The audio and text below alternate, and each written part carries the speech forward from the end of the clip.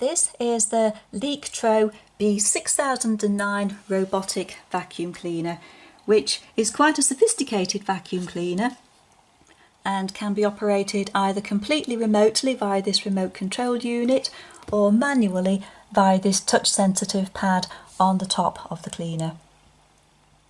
Build quality is superb and everything about it is designed for ease of use and practicality. For example, just touch the top and this opens the dust container area, and you can see here that it's a significantly larger dust container than you get on most of these robotic vacuum cleaners, probably about 2 or 3 times the average size. There's a HEPA filter at the front, and another nice feature is this onboard cleaning brush, which is stowed on the top of the dust container and just clips into place. Now we turn it over and look at the underside. You can see here it's got very good bouncy traction wheels which help it move from different floor types such as carpet to tile or tile to carpet, or even move from room to room. This is the brush arrangement, and it's got a standard bristle brush but also this sort of silicone rubber type brush. So this is especially good at picking up all sorts of debris without becoming too tangled. There's ultraviolet cleaning as well, which cleans both the floor surface and the dirt as it goes into the dirt box. There are these side brushes to each side and a central wheel which gives very good manoeuvrability. On turning it over and looking at the top again, you can see here to the front it's got this good bumper, infrared there as well, and that ensures that it doesn't bump into furniture and risk causing any damage. Also included within the kit is this mop attachment, which has a fabric mop attached to a plastic cradle. To fit it, just line up the lugs and clip it into place. Also on this, which you don't see on too many of the mop vacuums, is a water tank here. The water tank will hold 100 millilitres of water or cleaning fluid, so is very efficient for mopping floors. The spare mop is also included, and these are washable. There are also 2 spare brushes as well, a spare HEPA filter, and here is a blocker which you can position at the edge of a room or anywhere that you don't want the vacuum to go. So that's used if necessary for keeping it in a specific room or area.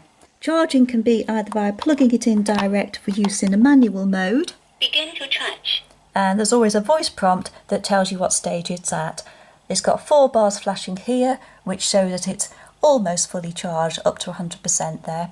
Alternatively, you can charge it via the dock, the charging port, and this is used mostly when it's in the automatic mode with scheduled cleaning. Begin to charge. Again, it gives the voice prompt. Once in the charging dock, it can then venture out at a preset time to do the cleaning and then return back to the dock, assuming it's in the same room that is, once the cleaning is complete or the battery level falls low. Now let's have a look and see how well it performs at cleaning the floors in our home. I've ticked a selection of crumbs here on the carpet, so let's see how well it vacuums them up. Begin to clean.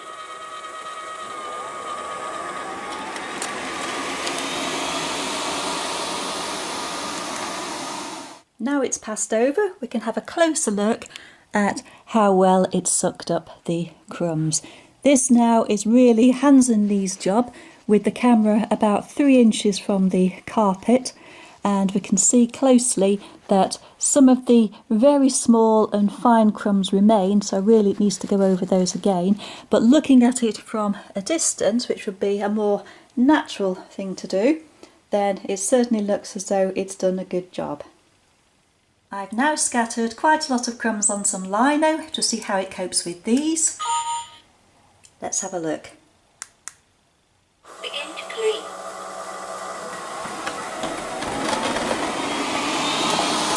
Absolutely perfect there. I think one of the main markets for a robot vac such as this is going to be pet homes. So let's see how it copes with bits from Willy the Bunny's mix, fluff, hay, straw and just general grot. Now this really would be quite a challenge for any cleaner, so let's see how it copes.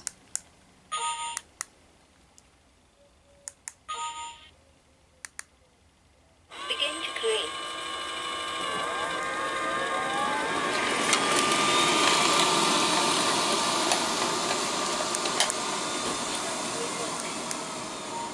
Now that is impressive, bearing in mind the amount of general debris that was on there.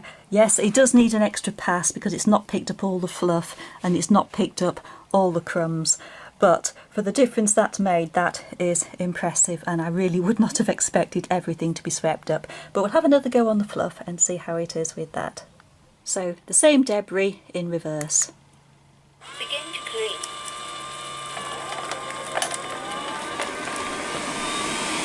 And this time it's gone. Let's see now what Willy the Bunny thinks of it on his beloved furry mat. Begin to clean.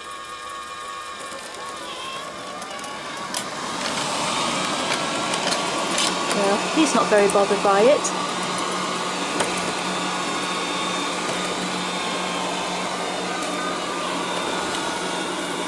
And it's also picking up quite a lot of fur.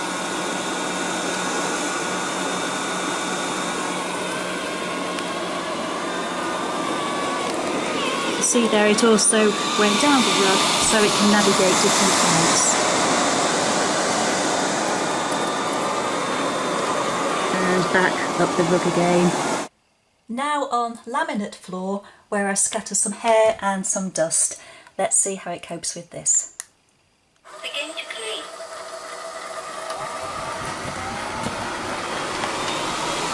Now that is very good. Not a single hair left. And back it comes. There's a change in height here. Let's see how it adapts to that. No problem whatsoever.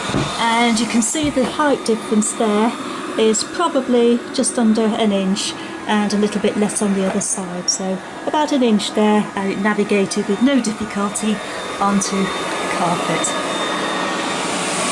Let's now have a look at the movement pattern. It does have a memory and it does tend to navigate its way around a room quite well and doesn't tend to keep repeatedly going over the same patch over and over again. Let's have a look.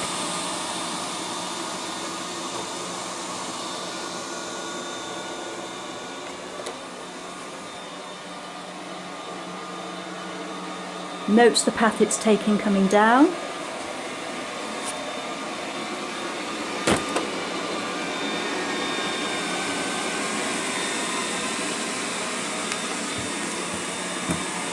And now it's taking a path to the right of where it came down before. You can just about see the stripe if you look closely.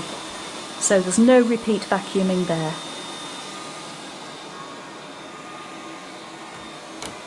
Now under the chair.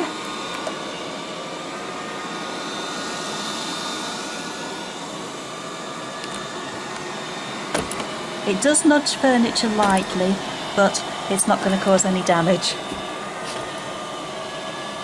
Now it should find its way out again.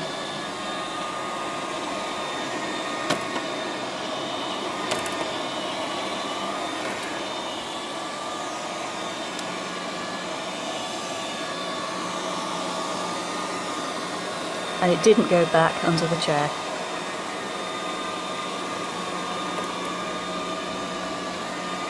And it's actually coming back on a different path to what it took earlier.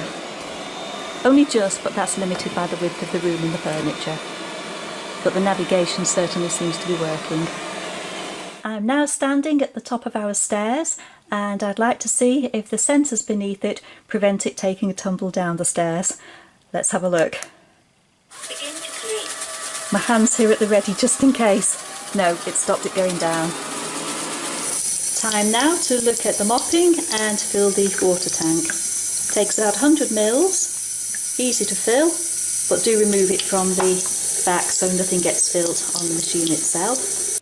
Then slot it into place. And off we go. Now switch it into action using the specific mop button on the remote, and off it goes. Begin to mop.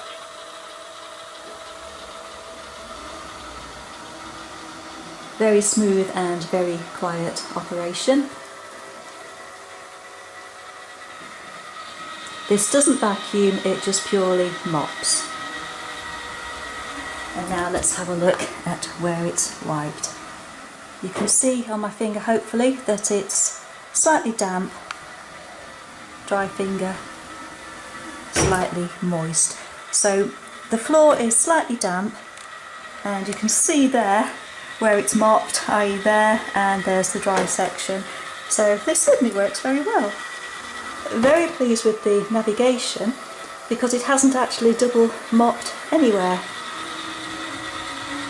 And it's actually making a really good job of this mopping. Very impressed by that. And again, another straight line, starting exactly where it finished on the previous run. So that's the line from that's the line from previously, and it's come back exactly to the side of it. So there's absolutely no double mopping at all here. Really, really impressed by that. And you can also assist the navigation slightly using these arrow keys to make it go right, left, forwards and backwards. And there's an edge cleaning mode as well, which will clean the edge of the room. You should now get it to go along the edge of the cupboards, like so. There, that's the edge mode. That's particularly good for going along the edge of the room, skirting boards and into corners as well. And always one of the best tests of any cleaner is to see how much it's picked up. Well, after just those few minutes, those are all the crumbs on the mop brush, and after testing on the carpets, you can see here that it's picked up white fluff, red hair from the bathroom off the laminate. And now if I have a look at the dirt bucket, there should be quite a bit in there as well, I would think.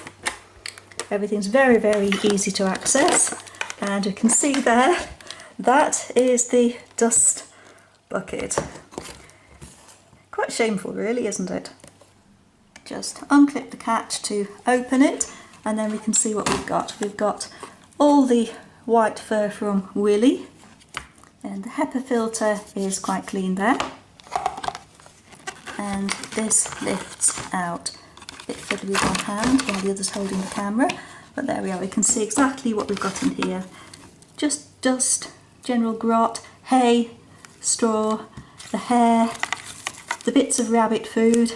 So in just those few minutes while I've been demonstrating it, it's certainly picked up a lot. And now, very, very easy to empty. Just tip this over and tip it into a bin. Put it all back together again. Again, all slots in very easily, well designed and well made, and then it's ready for another run.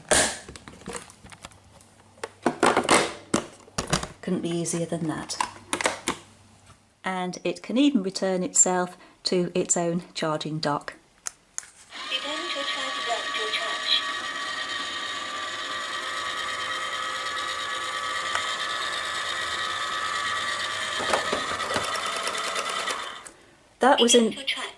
That was in the manual mode, but if it's in the auto mode, then it will do that automatically. And now it's recharging, ready for its next use, which I will then schedule and use in the automatic mode. Very, very good product. Really enjoyed using it. Not always 100% on picking up very fine crumbs from a carpet, but on everything else it absolutely excels, and I would very highly recommend it.